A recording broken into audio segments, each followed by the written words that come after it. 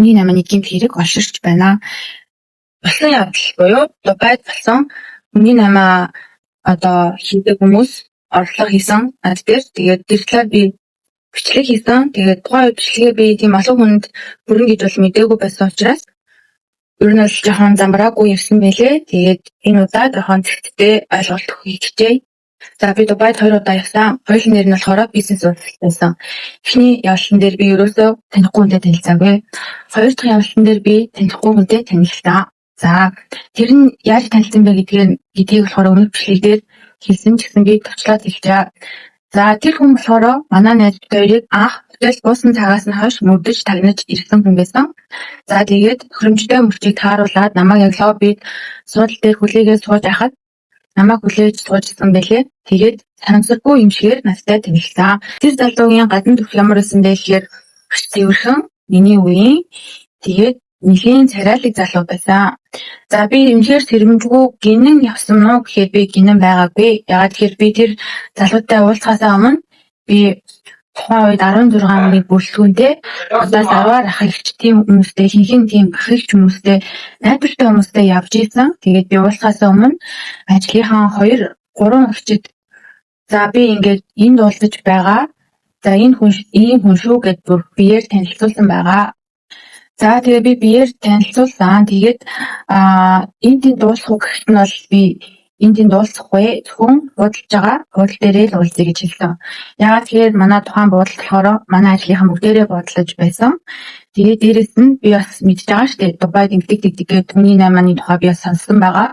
Тэр сонсон зүйлээсээ болоод би бас сэрэмжлээд өөр тийшээ явахыг хүсээгүй.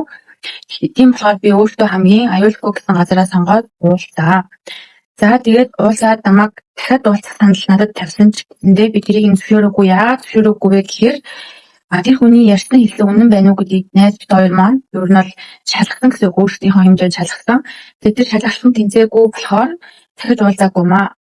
Энэ үртэл бид хоёр ерөөсөө юу ч мэдээгүй байсан. Тэр хоёр залуу хүний 8-ны тухай бид хоёрыг хүн дээвэрлэх гээд дээвэрлэх гээд байгаа учраас Мексикт явж аяльхий.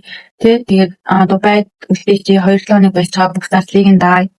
Шинэ мэтчлэн маш олон хурлах хийсэн бид хоёр дээр би тэрийг болохоор тухайн үед болохоор энэ хоёрыг тэр хоёр хүнийг сэжиглээгүй ерөөсөө яагаад тэгэхээр маш энгийн хүмүүс шиг маш ахтайхан хүмүүс шиг санагдсан надад.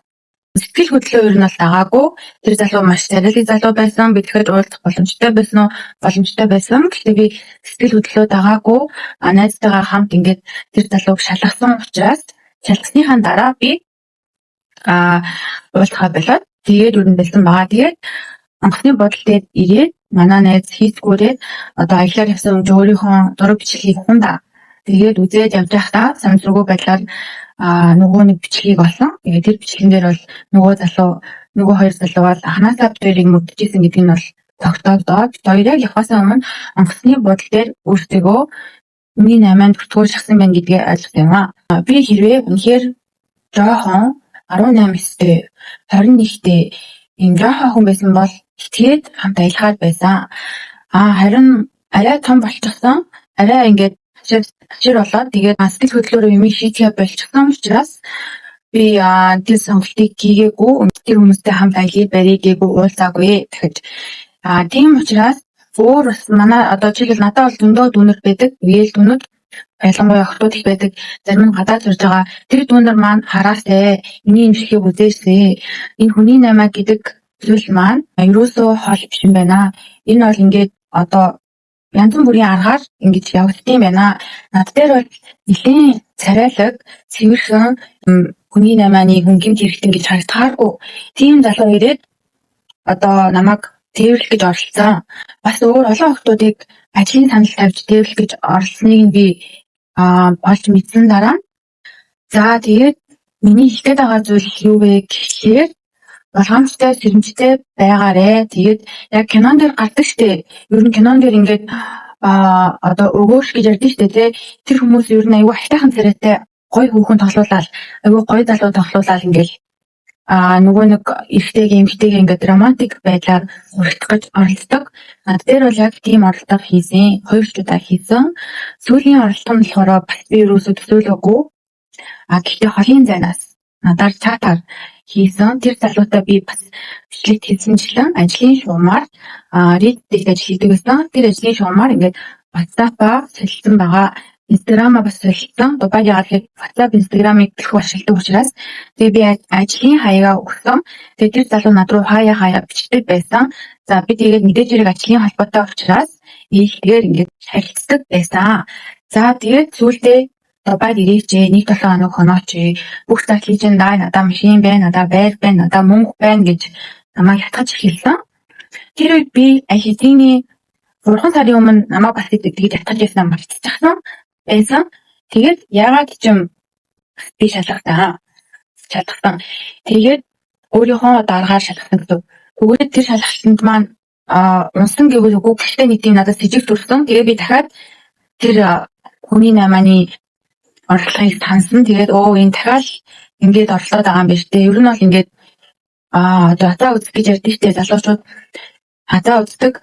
Тийм охтуудыг тэрвэлтэй зөндөө хатаа үзэж юм. Тэгэхээр жоохон дүүнэртэй ихтэй хүүхдүүдтэй ч гэсэн те ихтэй ялгаагүй энэ юусоо ялгаагүй. Тэгэл одоо чиний яг эмэгтэй хүмүүсийг дандаа ингэж эмэгтэй хүмүүс хүний наймааны золиос болоод байгаа вэ гэхээр эмэгтэй хүмүүс хөвчлэн одоо сэтгэл хөдлөлөөрөө удирдуулдаг, сэтгэл хөдлөлтөй өндөр тийм хүмүүс байдаг. Учраас эмэгтэйчүүд алдсан байна гэдгийг би өөр дээр ойлгосон. За эрэгтэй хүмүүс яадаг вэ гэхээр логикоор олгүй боддог тийм учраас бас арай бага золиос болдсон байна гэж би ойлгосон. Анзаарсан зүйл бол Монгол шиг ядуу борой орны охтууд руу өрн дайралт их ирдэм байна. Орлогууд их ирдэм байна гэж анзаарсан. Яагаад тэгэхээр миний буусан буудал одоо Дубай хотын Future Museum гэж байдаг. Тэрний яг эсрэг тал байдаг Millennial гэдэг нэртэй хотел байгаа. Тэгээд ер нь тэр буудалтай хамтарч ажилтсан юм шиг санагдсан буудлуудтай. Тэгээд би бас өөр Таиландд ч гэсэндээ ер нь буудлаасаа хүүхдүүдээ ингэж алддаг буудал ингэж хүний наймааны ажилтнуудтай ингэж холбоотой ажилтдаг юм байна гэдгийг бол би ойлгосон.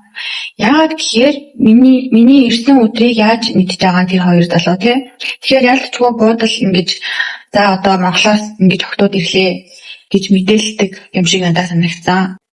Энэ талаараа яриа байжсэн чинь манай ихчийн найз нь гэр бүлээрээ Таиландд аялж агаад 2 хүүхдээ ингэж алдсан гэсэн хор сургуу буудал дотроос. Тэгсэн чинь тэр буудал нь хүүхэд толгаалдаг буудал дотроос хүүхэд толгаалдаг тийм буудал гэсэн гэж байгаа байхгүй юу. Тэгэхээр одоо энэ эдийн засаг ер нь бол хөгжиж байна. Зарим хүмүүстэй ядуу хүмүүс улам ядуу болж байна. Баян хүмүүс улам баян болж байна. Тэгээд баян ядуугийн ялгаа их гарч байна. Хамт дэлхийд даяараа энэнгэрээ юу хэлэх гээд байгаа юм бэ гэхээр хүний наймааны гэмт хэрэг олширч байна. Та одоо өрөөндөө сууж байгаа боловч таныг одоо чатаар эсвэл гадаадд танилцсан нэг залууч тэрвэрлэх гэж зүгээр таалагдж байгаа юм романтик харилцаа үүсгэж байгаа нэрийдлэр эсвэл ажил олох гэж байгаа нэрийдлэр таны тэрвэрлэх гэж оролдож байгаа оролдох юм орлогууд их гарч байна. Тийм болохоор миний энэ бичлэгийг зөвөр хүлээж аваад сэрэмжлүүлээд үзэн бол дүүнартаа охтуудтай хөвгүүдтэй ингээд шеэрлээд үзүүлээрээ. За анхаарал тавьсан баярлалаа.